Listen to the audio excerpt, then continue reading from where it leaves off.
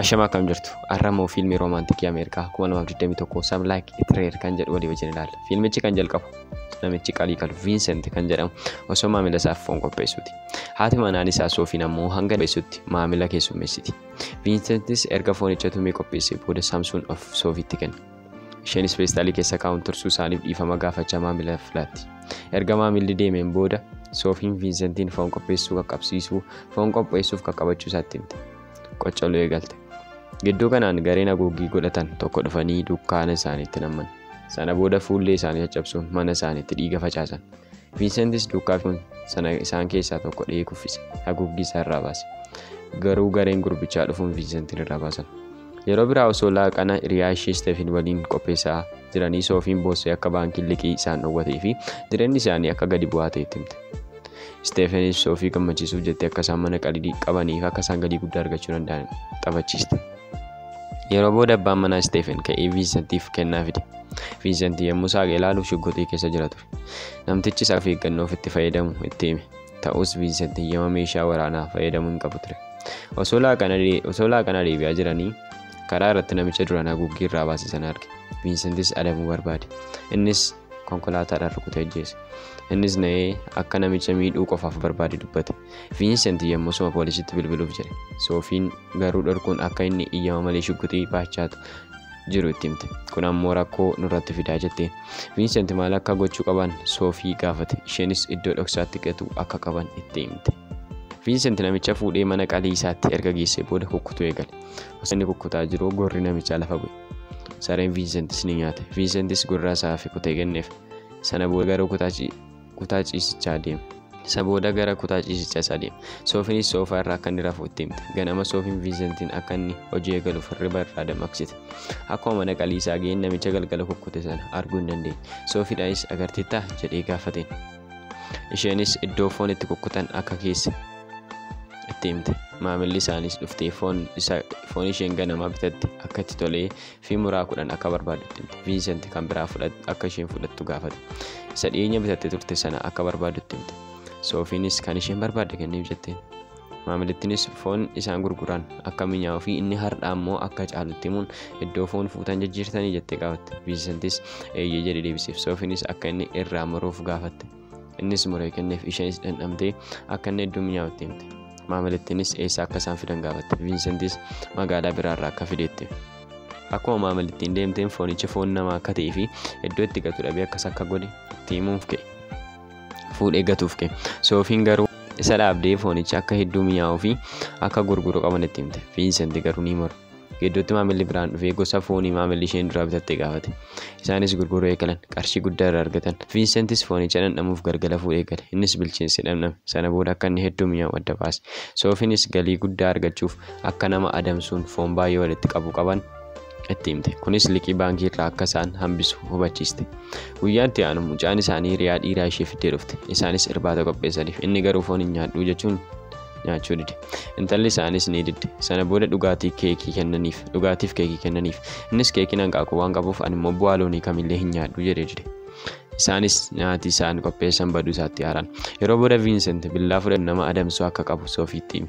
Galgala sana Vincent namicha furdaa abbaa qabeenyaa riistooraantii tokko argee duukaa bu'ee rukutuuf ka'e. Garuu baay'ees waan na'eef dhiisee baqate. Konkolaataa keessatti lixuun iddoo sana deeman. Soofiinis akka inni dadhabaa ta'ee fi nama karoora hin qabne akka inni ta'etti himte. Karoorri isaanii lammaffaa iddoo namni baay'een argamu deemu ture. Iddoo sanatti nama foon hin nyaanne of fakkeessuun namootatti waraqaa jiran. Gidduutti namichi tokko itti dhufe akka isaan hojii gaarii hojjechaa turan itti hime. Erga takka haasanii booda wal arguuf wal beellaman. Jaroonni foon hin nyaanne sunis konkolaataadhaan namicha sila isaan beellames karooraa fi hojii garee isaaniitti hime. Innis hiriyoota isaa waliin dhufe. Isaan garuu hiriyoota isaa waliin dhufuu isaanitti hin tolle. Isaanis karoora isaanii fudhachuun duukaa deeman. Isaanis mana foonii hiriyoota isaanii Steefeniif Maark warra foon hin nyaanne waliin caccabsan.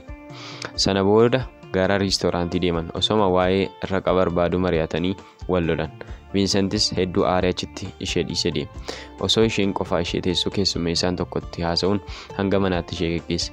Soofiinis akkuma namichi warra foon hin nyaanne ta'uu isaa barteen gara manaatti ol galchite. Erga ol galchiteen booda Vincentitti akka nama fiddee dhufteetti himte. Vincent aaree gara mana isaa akka inni galuutti himte. Inni garuu haadha manaa isaa wajjin waliin ciisuu akka barbaadetti Viinsentis aarii namticha rukute. Lafa dhiigi namichaatti dhangala'es qulqulleessan. Qaama namichaas kukkutan. Guyyaa itti aanu Steefen dunkaana isaanii caccabe akka isaan ilaalaniif Soofitti bilbiltee himte. Yeroo sana achi ga'an Maark hoogganaa poolisii wajjin wal falmaa ture. Guyyaama sana foon kukkutan sana ariitiin gurguratanii fitan. Walga'uu dinnaanis namoonni darabee qabatanii turan hedduun osoo homaa hin bitatin galan. Sana booda adamoo isaanii baay'isuu akka qaban murteessan. Halkan sana namoota ajjeesan kukkutaa bulan booda ajjechaa guyyaa gara guyyaatti fufan. Baay'inni foon qopheessanii guddaa dabalan galii hedduus argatan. Daaqana isaanii lammataa Steefeniif Maark waliin hin qabaatan. Isaanis foon gurguran sana fuudhanii deeman. Steefeniif Maarkis dhandhama foonichaa hedduu jaallatan.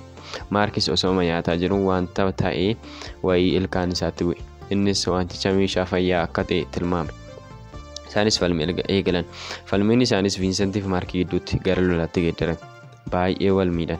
Osoodhuma wal lolaa jiranii Viinsent gurra Maark ciniinee kute.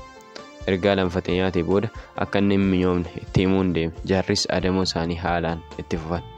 Akkuma galii guddaa argachaa dhufanii walitti dhufeenyi isaanis baay'ee dabale. Yeroo Viinsent hojii isaanii dogoggora akka ta'e dubbatu Soofiin garuu daftee mata duree haasa'a jijjiirti. Yeroo biraa osoo isaan bosona keessa boqotaa jiranii namichi foon hin nyaanne tokko dhufee akka isaan ispoortii yoogaa waliin hojjetan gaafate. Yommuu inni ispoortii hojjechuu eegaletti jarri shugguxiidhaan rukutanii xumuraniif. Guyyaa biraa Soofii fi Viinsent feestivaala wayii nama gaarii barbaacha deeman. Viinsent mucaa furdaa wayii irra ijisaa buufate. Innis akkuma ijisaa irraa buqqifateen iddoo sana deemuuf qajeelan. Osoo deemaa jiranii Lukaasii fi intala isaanii waliin walitti ba'an. Lukaasis isaan waliin wal arguutti guddaa gammadee osoo haasaa jiranii Lukaas waa'ee namoota foon hin nyaanne, waa'ee dhabamuu namoota foon hin nyaanne haasa'uu eegale. Innis aarii isaa bahee erga isaan lolee booddee akka isaan foon qaluu dhiisanitti. Yeroo kana garii namoota foon hin nyaanne warreen isaanii wajjin mana foon hiriyoota isaanii caccabsan dhaga'anii turan. Sana booda Viinsentiif Soofiin feestivaalichaa deeman. Bakkeettis dubartii furdoo tokko argatanii rukutan. Galgala osoo dubartittii qaluu balballi rukutan. Yommuu ilaalu hoogganaa poolisii ture. Innis maamila dhaabbataa Viinsent ture. Viinsentis akka inni ol galu godhe. Poolisichi sababa ifaan galgala banameef adda baasuuf akka dhufetti. Viinsentis wanti hunduu gaariidha rakkoon hin jiru jechuun deebisiif. Poolisichis waa'ee dhabamuu namoota foon hin nyaanne haasa'uu eegale. Gidduu kanaan sareen Viinsent harka nama afaanitti qabatee dhufe. Viinsent saricha dheekkamuun ol deebise. Viinsent oduu jijjiiruun namicha geggeesse. Poolisichis ni deeme. Garuu Viinsent miira gadhee keessa seene. Taatee sanas haadha manaa isaatti garuu isheen akka isaan beekuu hin dandeenyee fi ragaa tokkollee argachuu akka isaan hin dandeenye itti himte. Viinsentis hojiin keenya gaarii miti. Kanaafuu wanta kana itti fufuu hin qabnu jedheen. Osoma isaan haasa'aa jiranii balballi ture. Yeroo bananis Lukaas ture. Lukaasis yeroo darbe akka malee itti haasa'uu isaaf dhiifama gaafate. Lukaas kana hundumaa sababa dhabamuu hiriyoota isaatti gaddee tureef kana dubbachuu isaa itti. Soofiinis itti siquun tasgabbeessite. Soofiin Lukaasiin qaluuf dhoksaan dubbatte. Viinsent garuu Lukaasiin gadi ba'ee akka inni deemu godhe. Viinsent hojii jibbisiisaa kana itti fufuu akka hin qabne itti hime. Guyyaa itti aanu yommuu maamiloonni dhufanii foon inni duraanii akka hin jirretti hime. Isaanis osoo homaa hin bitin galan. Soofiinis itti falmuu galte. Viinsent garuu dunkaanicha dhiisee deeme. Akkuma inni deemeen gareen foon hin nyaanne sun gara dunkaanichaa gumaa ba'uuf dhufan. Soofiinis akka isaan deemaniif itti himte. Isaan garuu gurra hin laanneef. Bakkeetti Viinsent konkolaataa warra garee foon hin nyaanne arge. Akka rakkoon jiru hubate. Gareen sunis Soofii ajjeesuuf turan. Viinsent itti seene. Dhiigni hedduunis dhangala'e. Garuu shamarreen tokko Viinsentiin rukutte. Isaanis ni qabaman. Seenaa isaanii keessattis nama 30 ajjeesan. Sababii akka isaaniif umurii guutuu hidhaman. Egaa viidiyoon keenya irraa kana fakkaatu ture. Amma viidiyoo biraa wara garruutti subscribe, like, share nagaatti.